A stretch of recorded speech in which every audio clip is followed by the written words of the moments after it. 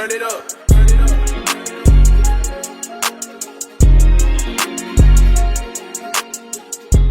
What's up, everybody? Welcome back to another edition of the Welcome to the World Sports Podcast. I'm your boy, John Fuller, man, along with my best buddies, Eddie and Braxton, man. How y'all doing today? I'm doing good. I can't complain. Had seen a good All-Star weekend, so I'm happy about that. I'm here, bro. Hey, man, we're going to jump right into it, man. Thanks to Brax for teeing us up, brother. All-Star game, man. They did it a little different this year. It was the Team USA versus Team World, 2 USA teams versus 1 World team. There was a round robin. Each team had the chance to play at least once. What was y'all thoughts on the game, man? On the new format, man? Do y'all think that it's here to stay? Do y'all think that it made it more watchable? What y'all think? I liked it. They finally got it back competitive. Because for the last couple years, from what we've seen, it hasn't been good, bro. They need to find a way to just boost back the ratings and just find a way for the fans to watch and just for the players to play some kind of defense, because everybody know like they score, but like you don't want to just see that. We want to see they actually play for real. Understand they don't want to get hurt, but the fans, they gotta give a fan a show. It's the All-Star weekend. We expect to see these type of plays and these caliber of players. They should be able to do that with ease. But I think we finally got a good product this week, and I do think it will stay. But I would love to see like a one-on-one kind of aspect coming to it, just like they did on the women's side with Unrivaled. So hopefully that comes into fruition soon, because I think that would be even better for the fans. Just the one-on-one players that make All-Star team. We don't want to see Jokic and Evan Mobley in a one-on-one. So I just think they should bring that and implement that. That'll probably be good. Yeah, I also enjoyed the All-Star weekend.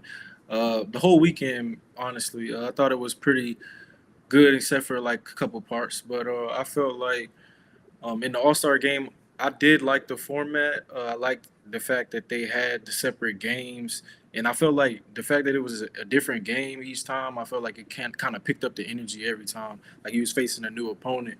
And I felt like it was a good product. Like y'all said, got to give a shout out to Kawhi Leonard. Got to give a shout out to Anthony Edwards. Man, they definitely showed up, and I want to give a shout out to Wemby, because he definitely brought the intensity like from the start. Like as soon as they tipped the ball off, like he was trying to go dunk on somebody. That's the type of energy we want to see, and the past legends have brought to the game. So I was happy about that. Only thing I was thinking about with the format was maybe like I would love to see this if they brought back the you picking your team again, because then it's like you picking your team with the tournament style, and it's like a whole nother aspect to it. I think that would be lit. Yeah. Brax, you also, you spoke about it. You felt like it was too long of a presentation. What would you like to see change in that aspect of it? I don't know. I feel like there was a lot of different breaks in between. It would be nice if these games could just happen a little bit quicker, but I understand, they got things to change as far as and they got to get their commercial breaks in, but just I don't know, like maybe just a quicker pace thing. Like, okay, you lost, the next guy's up. Like, but I know you got to let people warm up and stuff. But I mean, all in all, I still enjoyed it despite it being a little long. I mean, it started at like 4 Central Time and ended at like 7, so it's like a 3-hour event. Most basketball games about 2 hours, so it just was a lot. But it was good. I still enjoyed it.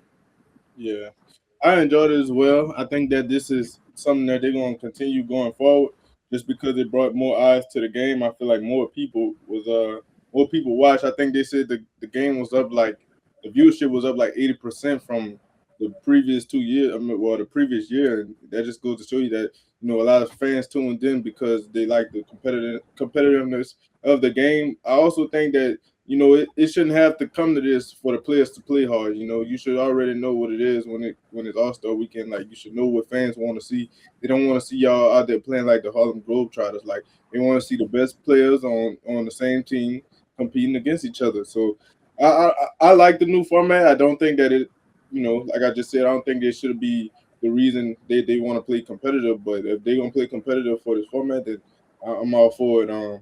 And as like y'all said, the All-Star weekend was The rest of it was good. The 3-point contest was good. The dunk contest, I mean, I think we just gotta realize we're gonna talk about this, but I think we just gotta realize that it is what it is now, and I don't think it's gonna ever get back to what we used to seeing. But moving forward, man, 3-point contest, Dame Lillard took home the championship, man, after not playing all year from a torn Achilles, man. He came out, he shot lights out, man. What was y'all thoughts on that?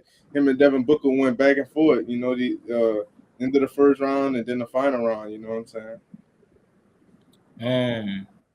Your pick, Nipple, he came out there looking great in the first round. And, once he got with them guys, he just, found. I don't know. He couldn't find a run anymore. But Devin Booker, he choked, bro. At the end, he was in position to win it.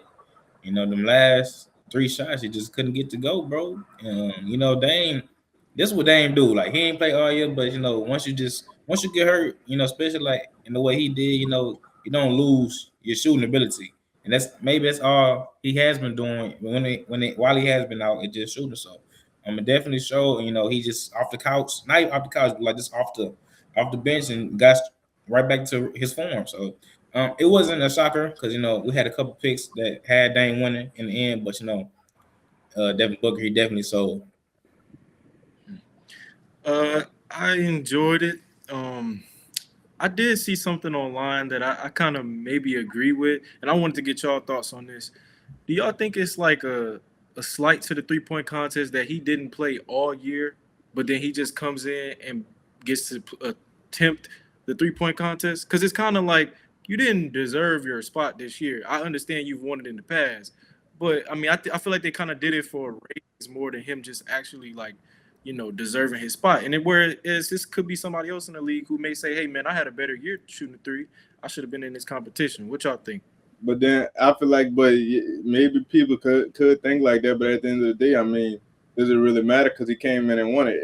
I could see if he didn't come in and, he stunk up the joint and he didn't really shoot the ball well. But, I mean, he came in and won it without playing. So I kind of feel like that argument that they're making is kind of invalid to me. Yeah. Who won? Who won last year? Dame won last year. Yeah, I think so.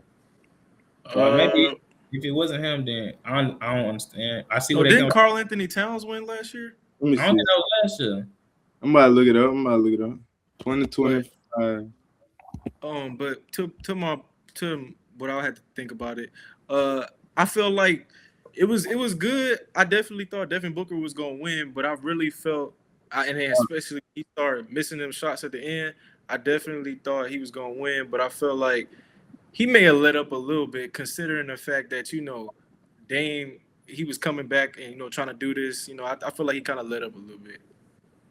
I'm gonna get to that point, but Tyler Hero was the champion last year. Oh my gosh. But Dame was in it last year though. He was going for a 3-peat. He was going for a 3-peat. Tyler Hero won with 27. Wow. Yeah. I mean, like you say, man, I guess there ain't really much they can say when he come in there and win it. So I do think that they should have the 3-point contest last. Yes. Before dunk contest should be second, because this was always the best event for the last year. I didn't understand them having a 3-point contest go first. Because the 3-point contest is always usually second. Yeah. Over skills challenge, but I feel like they wanted to get the viewers up quick though, because everybody want to come see the 3-point contest. So they was like, "Hey, you probably not gonna stay the whole time and watch this. Let's at least get it on the front end." Yeah, did a good job. Yeah. I seen. My thoughts on it was a good job. Nipple, I feel like that's where experience kind of played in towards the end because Dame and Book, they was ready to go in that final round and. He kind of lost. He kind of put everything he had out there in that first round to get him to the final round. So that's just my thoughts on that. But I did see Curry and Dame. They was in the DM just talking about next year's 3-point contest. Curry said he's down to do it. He said he's gonna try to get Clay, and they said he's gonna try to get Book back in there. So with some other 3-point certified shooters. What y'all think about that? I love it. I think the best shooter should be in it. We do not need a Bobby Portis. I think that should have been, and that was Brack's pick. So that was not my pick. I said I might pick him. I picked Book, and he choked it. So that's it. I think it should be those 4, Clay definitely got to accept. I think he would have. He should have did this year, even because like everybody know, even though he hasn't been playing, he occupied off the court. So he enjoying life, bro. He's gone, but I think he'll definitely come back and love to participate in something that he just does. But other than those, the big names, I think guys like Khan definitely deserve a chance to come back. Cat, I think all the winners that we have, like in the recent, should come back. I think Donovan Mitchell should come back as well. But like just the guys that have a high 3-point percentage, like Number Powell and the Tyrese Maxey, like Tyrese Maxey, there's no way he should have been there because he's a great off the dribble shooter, but just catch and shoot, that's not his game unless he's stepping back. So I don't like that pick, and he showed he had a horrible shooting day. Yeah. Yeah. Tyrese Maxey he didn't perform the way that I thought he was gonna perform. Who else? Like you said, some of these guys are just game shooters, and then some of these guys, are used to 3-point contests. A lot of those guys do. Like I heard this in the past, a lot of guys don't like doing the 3-point competition because they feel like it takes a long time to get used to shooting in the game again after the fact. I think that was a big topic last year. Why? Because last year I feel like they kind of struggled to get guys in there, and they said that was kind of like part of the reason because guys it take a little time for them to get back in the game rhythm shooting the three. But moving on, man, let's talk about this dunk contest, bro.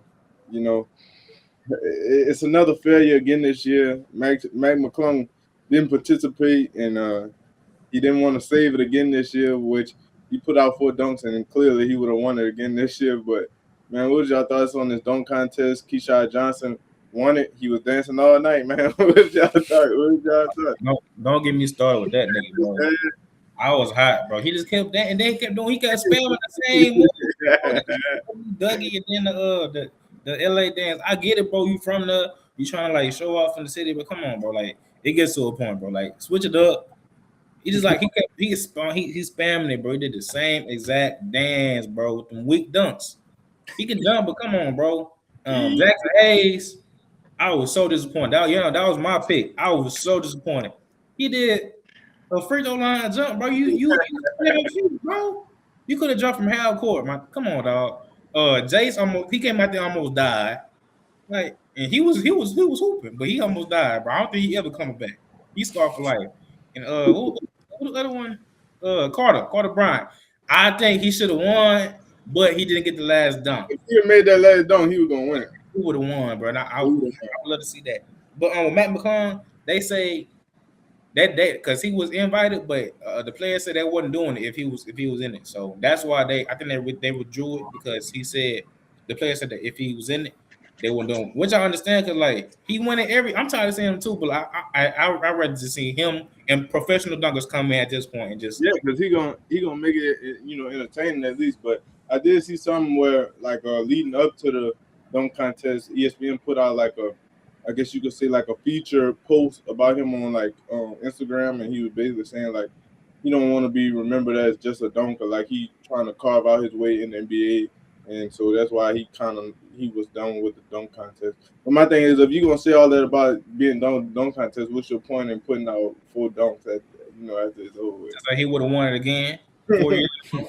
Well, we knew that already. Yeah, I mean, dang, bro. I was really hoping that this would be one of them years where it, like revive itself, but it just wasn't that year. I can't even be mad. Like I told y'all, hey, bro. The one thing about Keshad Johnson, bro, he kept his vibes high the whole time, bro. Like he didn't let nothing kill his vibe. If he missed his first attempt, he went up there, dunked it, and still danced on him. Like that's a true model for every American, bro. Like if you keep your energy high, you can do and be whatever you want to be. So shout out to him. And that's really all I got to say, man. I didn't see anything impressive. Every dunk we seen it before. So I mean, hey, I'm with John. If y'all want to go get 5 or 10, or not 5, but like not 10, but 5 professional dunkers and just give us a show that ain't NBA players, that's cool with me. Like, let me see something I've seen before, but don't come out here and have what it. According to Stephen A, he said this on First Take the Monday after All-Star Weekend. LeBron is the reason why the dunk contest isn't what it is. Y'all kind of agree with that, or what? I do No, for I sure. think it's a scapegoat just because like they think just because LeBron we know the dunker LeBron is. I don't think LeBron will be a very creative dunk contestant in my opinion. Because I think LeBron is a power dunker. He's not like a fancy. I just think, and then like we all know LeBron like infamous dunks, bro. So I don't think we want to see that in the dunk contest. But they just love to blame Bron for everything wrong. So it's easy to do. Especially him, because he already don't like LeBron. So anytime he get a chance to throw a jab at him, he gonna do it. What you Yeah. think, Rex? I don't agree with what Eddie said. I feel like Stephen Of A was course. definitely onto something. No, I'm not. I'm not just trying to be, different or against what you say. I'm just saying I kind of believe what he's saying. In the past, we've seen the stars compete. Michael Jordan compete in it. Kobe compete in it. Like all of Vince Carter. Like we see people actually that were good players go and perform. I think when you see the best player in the league not doing it, you like, well, hell, if he ain't doing it, I'm not going to do it. And I feel like we live in an era where people are scared to embarrass themselves. They don't want to go out there and do what Jalen Green did a couple years ago, Oh, that's or another what disrespect, bro. Oh my god, I was so hot. I was hot. or what Jace Richardson just did. Like, look, he went out there giving his all, and he damn near killed himself. Like that type of stuff. They don't want to. They don't want that stuff on tape because once it get on tape, you're gonna see it forever. So, I feel like though they got dudes in the league now that we know for dunking the ball. Like why they just don't get those guys to do it? You know what I'm saying? And then what really made me mad at the end of the day is last year after last year, and Matt McClung won again, and Aaron Gordon and Zach LaVine came out and it's like, oh baby, we need to do a dunk contest again next year. But y'all was this time around. You know what I'm saying? right. But I kind of feel like even though they spoke about that last year, we kind of like removed from that because those guys then got older. That was almost 10 years ago that they was flying like that. I don't know if they could fly like that again. You know what I'm saying? So Another point to that, they cheated him.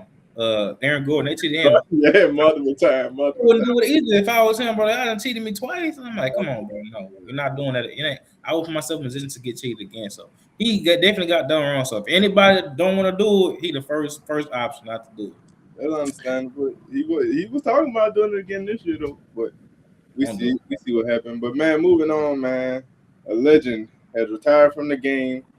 I know this wasn't the way he wanted to go out. He should have been on another one. They got a farewell tour from the NBA, man, but he went out sad, man. What was y'all thoughts on Chris Paul retiring from the NBA, bro? First of all, I'm gonna give my respects to CP3 point guard. Definitely a Hall of Fame first ballot, no doubt. One of the best passers and point guard, pure point guards that we've ever seen. Now to the last thing John said, a farewell tour.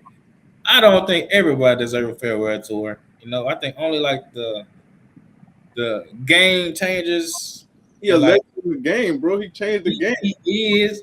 How do you change the game? man. Because it never. Guess what? He the last traditional point guard we ever gonna see. There's never gonna be another That's point guard. not. You can't say that, bro. Now at his size, maybe at his size, but you can't say Last traditional point guard. There's nobody in the NBA that play like Chris Paul play right now. you can't right now. It ain't gonna happen again. The game has moved. You don't know that, bro. Like they just as they said, you never Barely seen changed the him. game, bro. He did good. He had a great career. I just had he didn't get a chance to go to get a ring. His best chance was with Lob City, and then the Rockets when I can't say that. Okay. I can't say that. I Phoenix. saying the best situation, bro, No, when with the the best Rockets. chance was Oh, Phoenix against you right. Okay. Yeah. But I do think that y'all would have made the final. Y'all would have won, but y'all would have had a good chance in the finals. I say that just to keep it fair and unbiased. But shout out CB3. Hell of a career, bro. I know you gonna be on TV soon, so we ain't gonna have to miss you too long. So. Yeah. Yeah. CP3 is one of the most, I would say, polarizing figures in the NBA because a lot of people like him, but a lot of people don't like him too around the NBA. Like Like Rondo. yeah. Speaking of Rondo, yeah. But I think CP3 definitely had a great career, definitely a transcendent point guard, somebody who I will say is you get one of these in a generation, probably, like just passing the ball at the level that he is and just a knowledge of the game.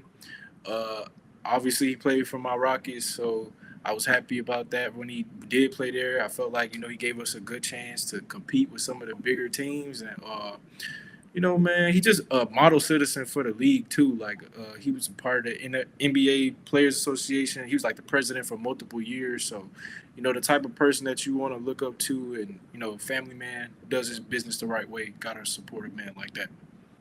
Yeah, man. On semi respect. Damn, yo, what's wrong? It's tripping. I couldn't even get words out.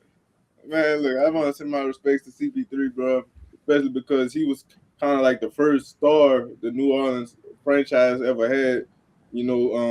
Coming from Charlotte and then them being the New Orleans Hornets, and then they draft CP3. I mean, growing up in his area, CP3 was Mr. Basketball in Louisiana at one point, and hated the way things ended with him.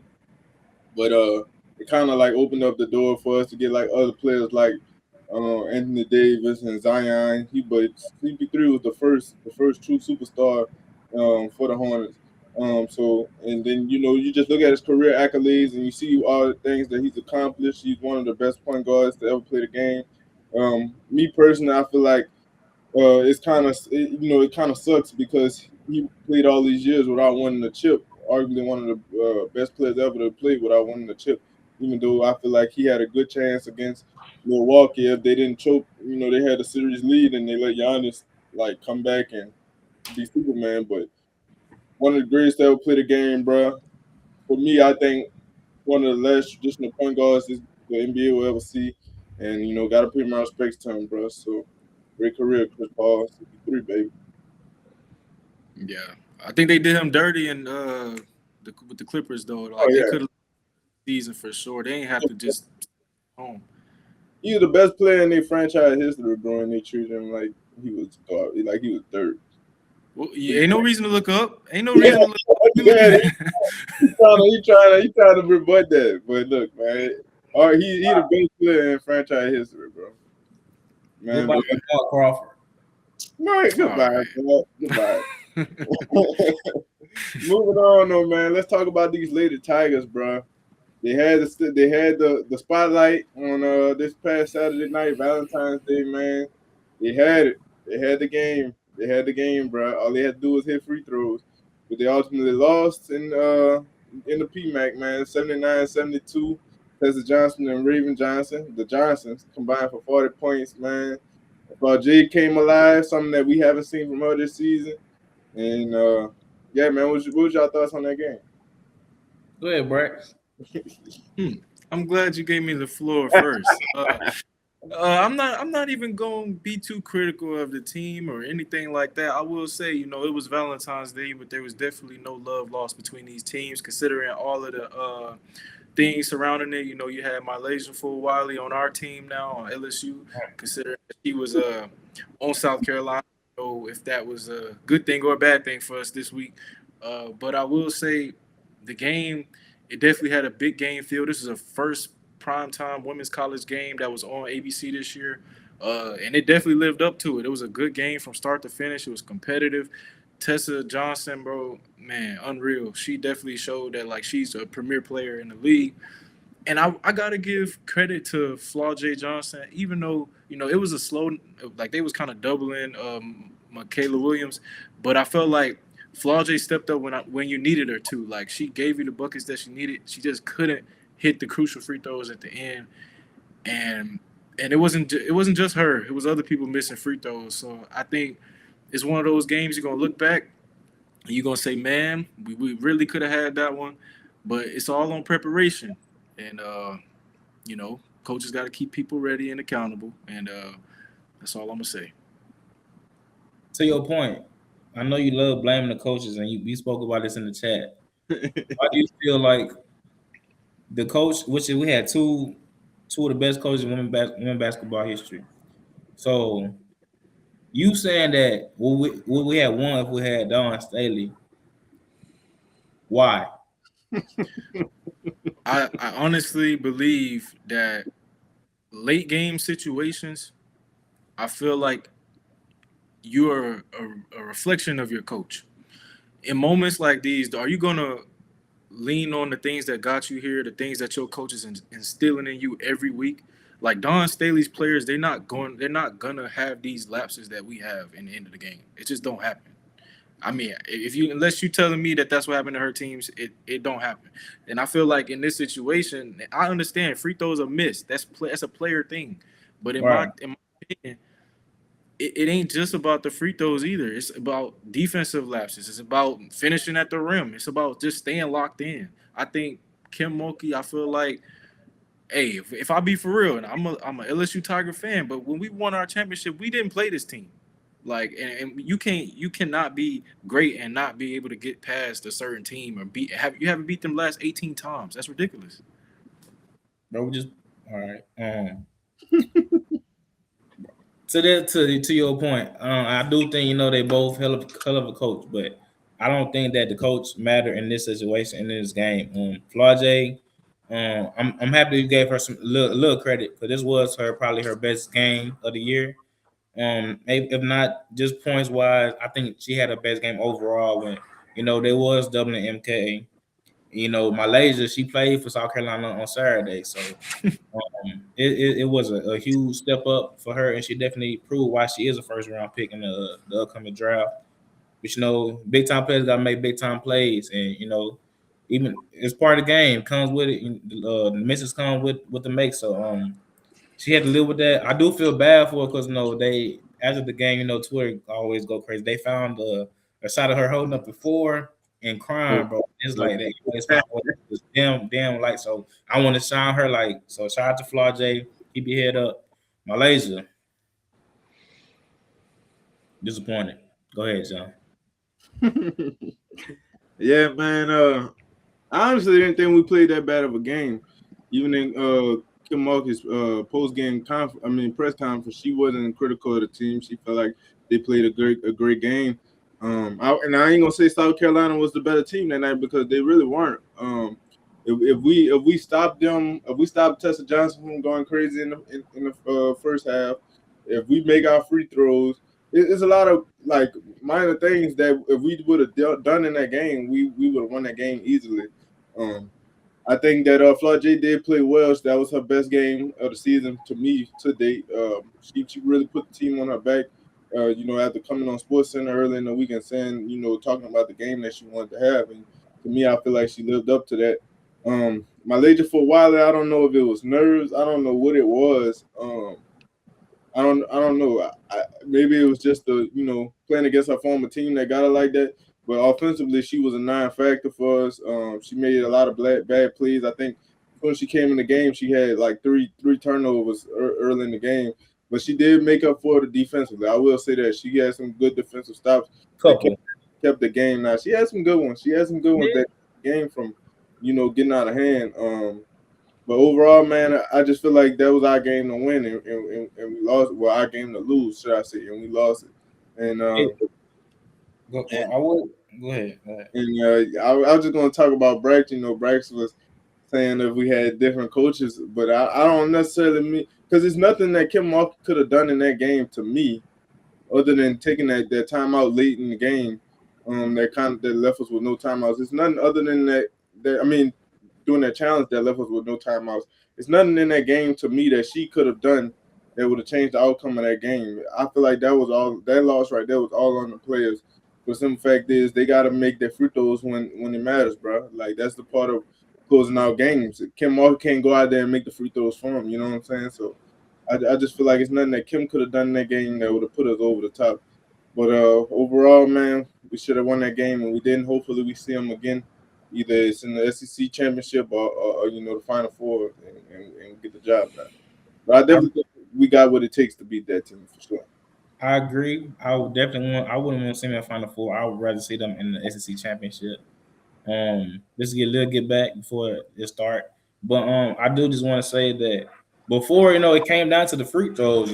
They didn't get to stop, and we had a great lead, and it allowed them to chip away and keep chipping away. And that's been our problem with it. We can't never hold a lead. We always come back from these, or when we playing real competition, this is always how I go. Or we just like the Kentucky game, we lost on a buzzer beater. We shouldn't even been in that predicament, bro, because we always put ourselves in these positions. So I think that's another test for them just to get over that hump. And to be honest, bro, that's if Tessa Johnson don't have the game she do, we win easily. So I don't, it's a lot, bro. I don't think we don't got to play too much into it, but the number is crazy. 18. They might just got a number, bro. But I definitely think we should have won and we can beat them. Bro. It's just tough. Yeah, but that's always been the problem. Like even when Angel Reese was there, when we played close games, I feel like it was hard for us to close out games. And I don't know if that can be attributed to Kim Marquette, but even that's just always been a theme. I told y'all this earlier in the season. Like that's always been a theme when we lost to Vanderbilt. That's always been a thing. We can never close out a close game, and that's something that they're gonna have to get fixed for sure. I think after 18 games or however many, I think however many this era has played them, I think eventually it becomes a mental game. And I think mentally we have to believe that we can beat them before we actually beat them. Like I feel like we went out there, we competed like we competed. We had a whole bunch of energy built up and stuff like that, and that's why the first half, they was able to get out on that lead and stuff. But to maintain that throughout the whole game, like that, there has to be a certain level of consistency mentally to be able to keep that going. You ain't gonna come out flat in the second half if you really want to win this game. That's why those are the coaching points I'm talking about. Like it's not just free throws, but like certain things like that. Have knowing the temperature of your team, knowing that this is a big game. She let them go out there in that first half and go get behind. Like that can't happen. She not on the court, bro. Yeah, that's what I'm about to say. Like how we know she didn't discuss that in at halftime, and then it just didn't come to fruition when they got out on the court. Like they got to bring the energy. She can't go out there and bring the energy for them. They got to be able to go out there and say, we're not gonna let these girls beat us. That's what it is. We done lost to them 18 straight times, 19 straight times. I mean, at some point we got to beat them. Like it's inevitable. Some point we gotta beat them, bro. Like it's just gotta happen. And they got for me, I feel like the players gotta take more ownership of going out there and making sure that happen themselves.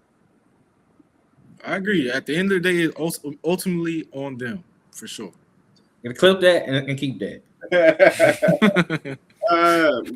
All right, man. Last topic of the day, man. Unrivaled. They had their 1v1 competition. Chelsea Gray defeat Allisha Gray for 200K, man. I didn't watch it, but I seen clips here and there, man. I seen Paige Becker storm off the court when she lost to Chelsea Gray, if I'm not mistaken. What was y'all thoughts on that, bro? I'm gonna let y'all have the floor because I don't know. I didn't watch too much of it, so I ain't got too much to talk. Yeah, I watched it. I definitely think this was a great showing for the WNBA. I do think just them partnering with Unrivaled, I definitely think that's just another way for them to bring in more viewership and more money. So I definitely love where that's going. I heard Father talking about how it just helps a lot of them. Even going to the WNBA and say if you don't make it and you're still a part of it, it's a lot of partnerships with it. So definitely love that for them. But as far as the tournament, it was a great bump. I know Paige was upset, getting beat like that. It's kind of crazy. The stud buds, she was just out there, so they both ended up losing. I think one of them ain't even scored. It was bad showing for them, but with the finals, Allisha Gray, she had it, bro, and she sold. They were just flat out tired, bro. Like the last bucket, she basically just gave it to her. They was wore out. They had no more timeouts. They was dead tired, bro.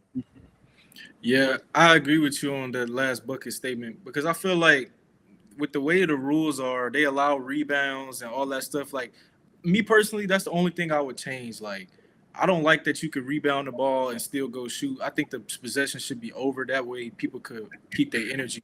But other than that, I thought it was a great event. It's definitely something that I could see the NBA implementing if people were just not scared of their image being tarnished. But other than that, I thought it was good. Chelsea Gray definitely put on a show.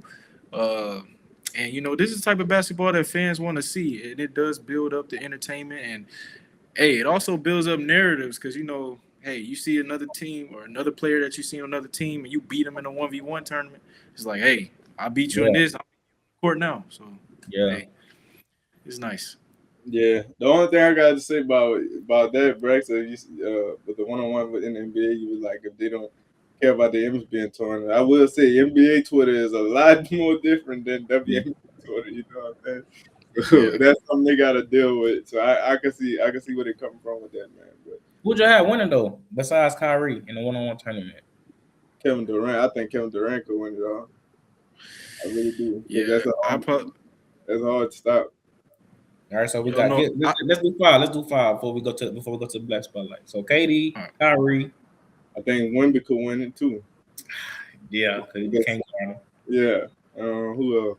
And And Yeah, I can see it. one more. I could see Devin Booker winning it personally. He got an inside and outside game. I don't know.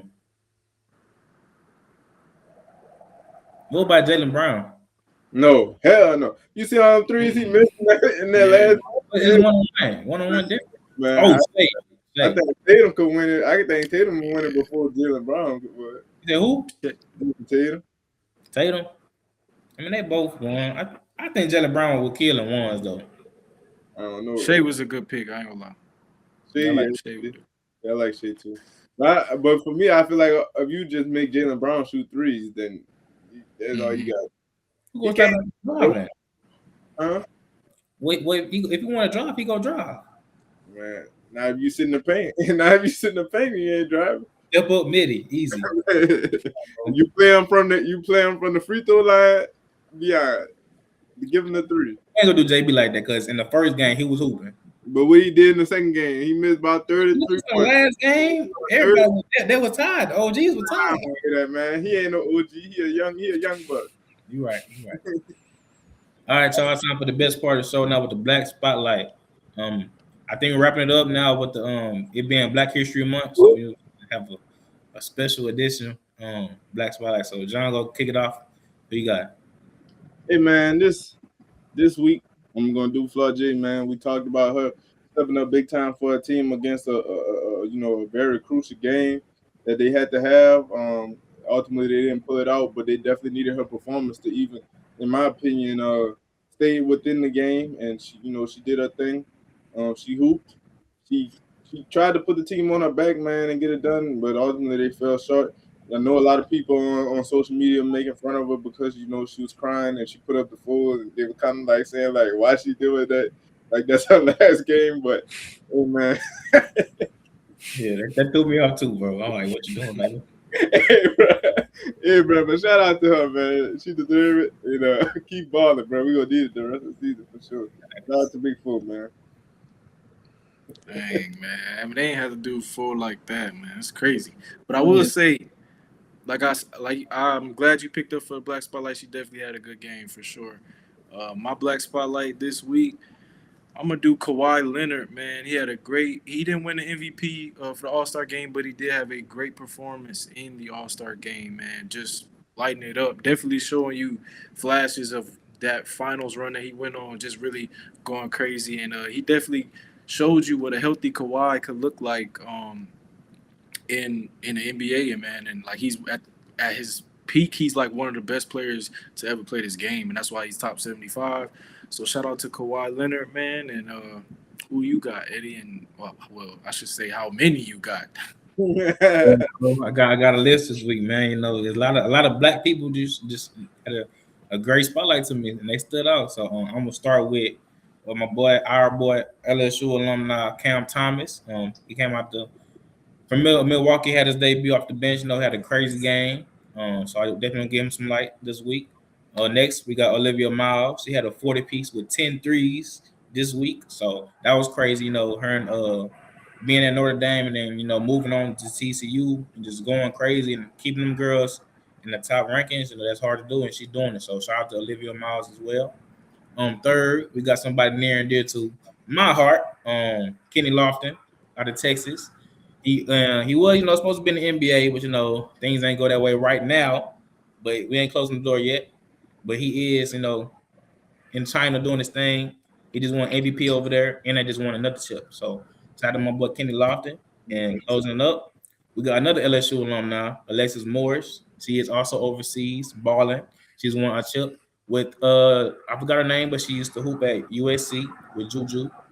She had a crazy name, crazy last name. But they went over there to Dubai and won a chip. So just want to give a lot of flowers to all them guys. So shout out all my black spotlights and all y'all black spots. And we'll keep on spotlighting black people. Yes, indeed. Yes, indeed, Yeah, man. man. I do think if Kawhi would have, if they would have won that tournament, Kawhi was gonna be the MVP because I mean, 32 points in one quarter is just absurd, and scored 32 points in all 3 games. So and for him to do it in one quarter, it's crazy, man. Shout out to the million people that Eddie had on this list for sure. Black people, thing. We always love to see that, man. But that's all we got for y'all this week, man. Another episode of the Welcome to the World Sports Podcast, man. Y'all already know what to do. Like, comment, subscribe for more episodes every week. Follow us on Instagram at WTTWS Podcast on Instagram, bro. Follow all our personal pages right there on the ticker, man. And until next week, man, we hope y'all be blessed, man. We're gonna keep coming. Football season over, but we keep it rolling, man. We keep it rolling. This is what Welcome to the World Sports is all about, man. Y'all keep it locked right here. Till next week, and we out.